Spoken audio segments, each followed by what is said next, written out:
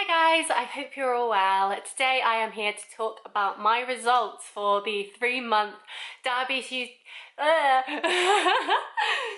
guys!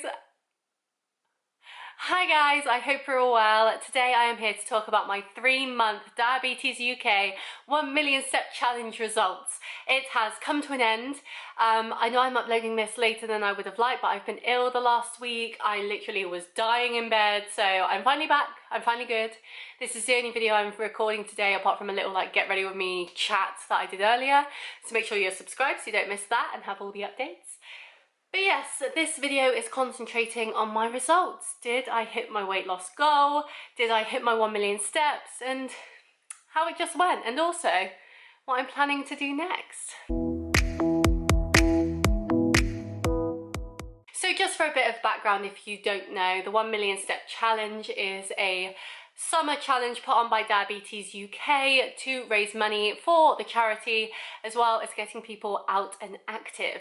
It is where over 3 months, from the 1st of July to the 30th of September, you have to do 1 million steps, which equals to 10,870 steps a day, but of course they do roll over, so it's fine if you have extra from other days. I did this challenge last year as well, but I only hit 700,000 steps, and this year I'm very proud to say that on the morning of Friday the 30th at 7 AM on a treadmill in the gym, I hit my 1 million steps. So super happy about that, and because they leave the fundraising open until the end of the month, you still have time, so I will leave the link in the description below if you would like to support me in this and donate to a very worthy charity. That's the charity side out of the way. My personal goals with this challenge were to hit 1 million steps, which I've done, and to get down to my goal weight, which was 79 kilograms this time around, because that is a stone lost, and in lockdown 1 I did lose a stone in 3 months, so I know that I could do it.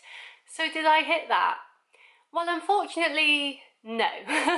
I didn't get to the 79 kilograms, but I did get close. I got to 81.6 kilograms. I'll put up a video here of my results, and then I'll put a side by side as well of me at the start versus me at the end. So I did lose 10 pounds, which is absolutely great. I was only 4 pounds off of my goal, and I think a big chunk of that was the issue, came in the second round. Now, halfway through, I did do an update video to let you know where I was at. And at that point, I was on about 82 kilograms, I think. So I only lost like an extra 1 kilogram past that. But around that time as well, I also stretched the ligaments in this thumb. And what you need to know about cardio versus weight training is great for building muscle, and the more muscle you have, the more calories you burn, and thus the more deficit you have, because you'll stay in the deficit you were at, say, when you didn't have a lot of muscle, and you'll be in an even more bigger deficit because you'll have that more muscle on your body. Now, in the first 6 weeks I was doing great. I don't know when I started my new weight program, it might have been at the start, but I started a dumbbell program, really enjoying that. And then I stretched the ligaments in my thumb, which meant that that put me out of action for the rest of the challenge in terms of weight training, because in weight training you need to be able to grip stuff, and with this thumb I couldn't grip anything. It hurt too much to move it and do that. So I was able to carry on with the steps, but I wasn't able to do anything else on top of that, which was really, really frustrating. And I think that's where some of the weight loss floundered, because I didn't have that extra muscle being put on my body. I didn't have those extra calories being burnt in the gym. That wasn't just from steps and walking. And all I was doing at this point was walking. I wasn't doing any other sort of running or anything like that. I couldn't even do badminton anymore in the second half because of my thumb. So it really hindered me in the weight loss area. I stuck to my calorie deficit. I stuck to eating the same that I was constantly. And yeah, it was crazy to see how one thing being taken out of my regime could completely change and alter the trajectory for everything else. Now, am I upset about that? No.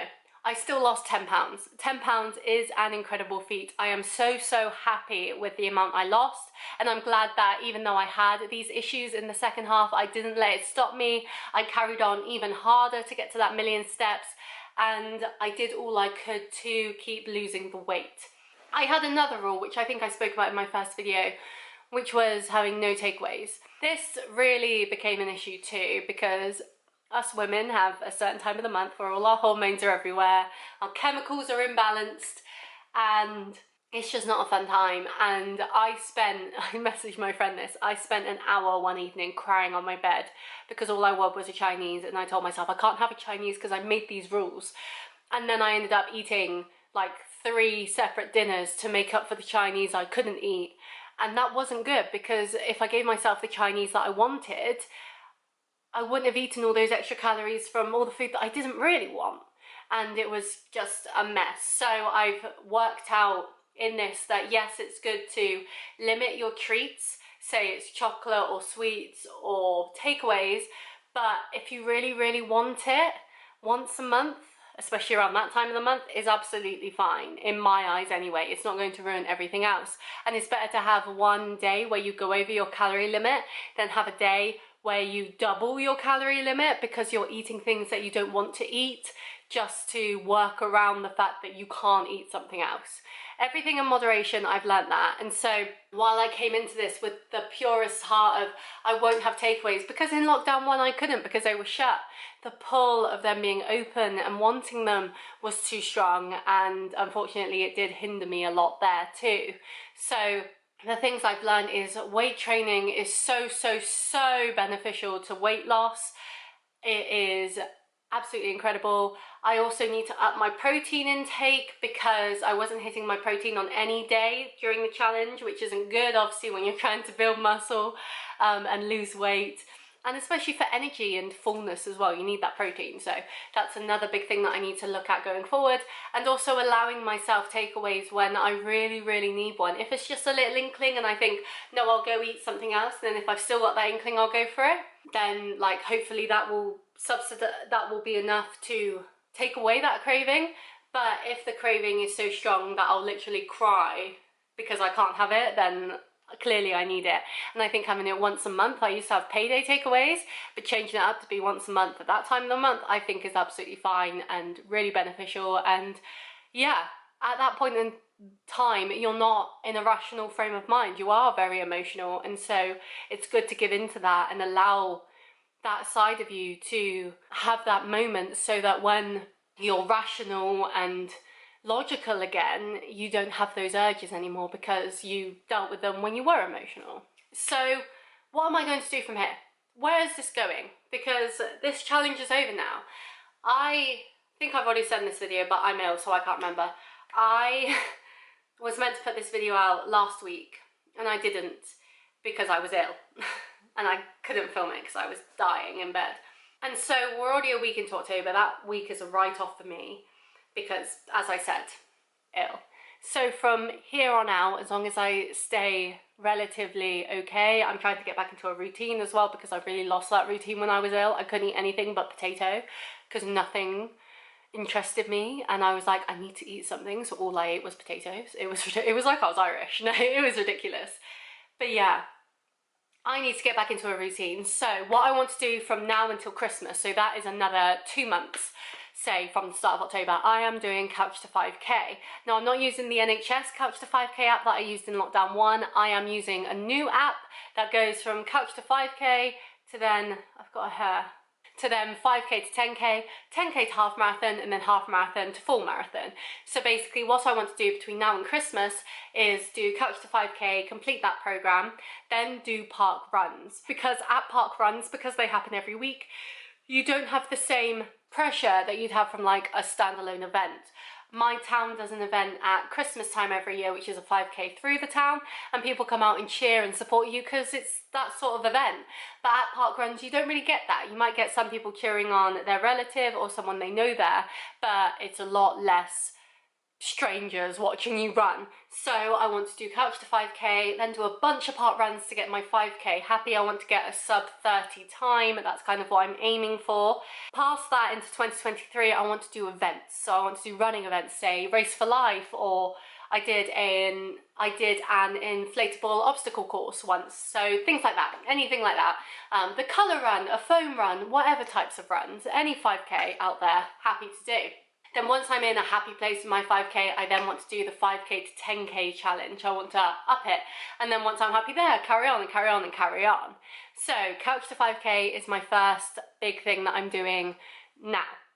Alongside that, I want to start doing my weight training again. As I said and as I saw, weight training really helps with weight loss, and I need to get rid of this last 4 pounds to hit that stone, and then I'm going on to my next weight loss goal, which is another stone, so that'll be 73 kg. Yeah, 73 kg. So that's then my next weight loss goal, but right now I've got to hit that 79. So I'm going to go back and do weight training. So I'll be doing couch to 5k 3 times a week, weight training 3 times a week, day off. Absolutely fine. Happy with that. Alongside that, I'm changing up my diet. Now, as I already said, I wasn't hitting my protein goals, and because we're in the cost of living crisis at the moment, my food bill has been skyrocketing. It's been ridiculous. So I have changed the shop that I go to for my food shop every week. But that also means it's Lidl. Because Lidl doesn't have a lot of variety, especially in the vegetarian department, I am stopping being vegetarian.